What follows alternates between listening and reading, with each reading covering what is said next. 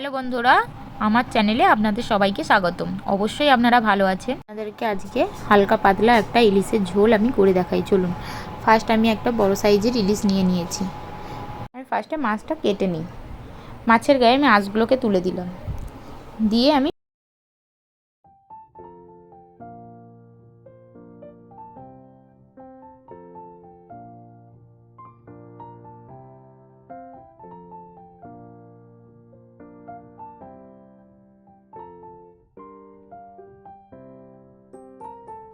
আঁশ আমার ছাড়ানো হয়ে গেল। এবার আমি পিস পিস করে মাছটাকে কেটে নেব।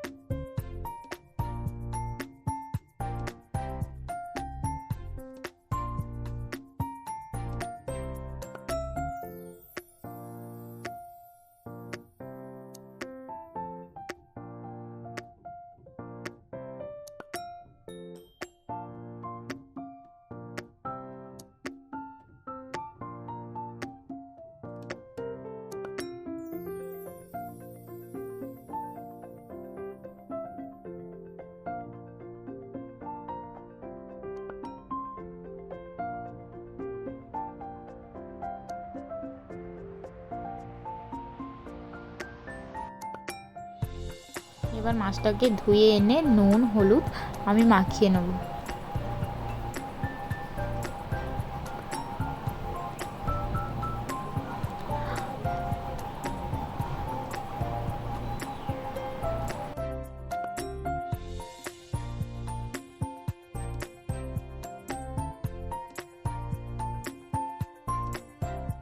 ঝোলের জন্য নিয়ে নিলাম আলু আর বেগুন।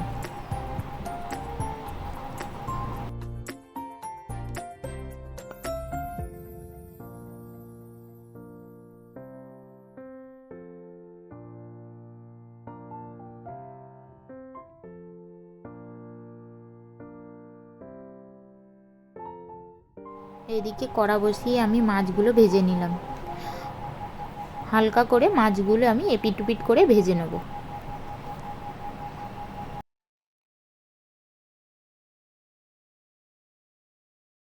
এবার আমি ওই তেলের মধ্যে আলুগুলোকে ভেজে নেব।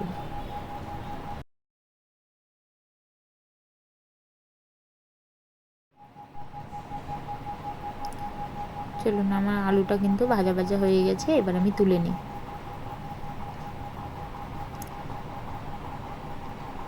ওই তেলের মধ্যেই আমি বেগুনটা আমি ভেজে নেব লাল করে। হলুদ দিয়ে দিলাম,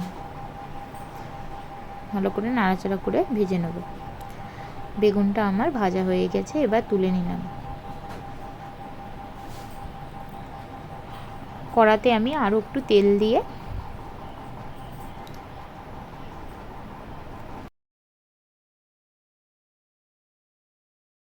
কাঁচা লঙ্কা আর কালা জিরে ফোড়ন দিয়ে আমি ঝোলটা বসিয়ে দিই। এদিকে জিরে গুঁড়ো 1 চামচ নিয়েছি, একটু জল দিয়ে ভালো করে ফাটিয়ে নিলাম। 1 চামচ হলুদ গুঁড়ো। এবার মশলাটা আমি দিয়ে কড়াই নাড়াচাড়া একটু করে নেব। নিয়ে আমি জল দিয়ে দিলাম।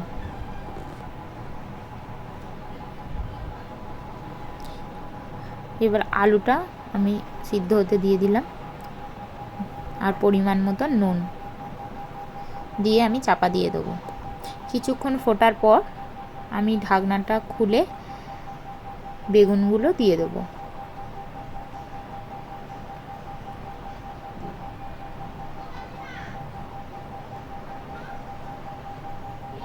তারপর এক এক করে আমি মাছগুলোও দিয়ে দেবো। আর আমি অবশ্যই হালকা করে মাছগুলো ভেজেছিলাম। ইলিশ মাছ কড়া ভাজা হলে টেস্ট হয় না। আর উপর থেকে আমি ইলিশ মাছের তেলটা একটু ছড়িয়ে দিলাম। দেখুন, আপনাদের সাথে কথা বলতে বলতে আমার ঝোলটা রেডি হয়ে গেছে। অবশ্যই অবশ্যই ভিডিওটি লাইক করবেন ও সাবস্ক্রাইব করতে ভুলবেন না। আর এই হালকা পাতলা ঝোলটা একবার অবশ্যই বাড়িতে বানিয়ে দেখবেন। চলুন, আমার ঝোলটা কিন্তু রেডি হয়ে গেছে। এবার আমি গরম ভাতের সাথে আমি বাড়ির লোকদের পরিবেশন করি।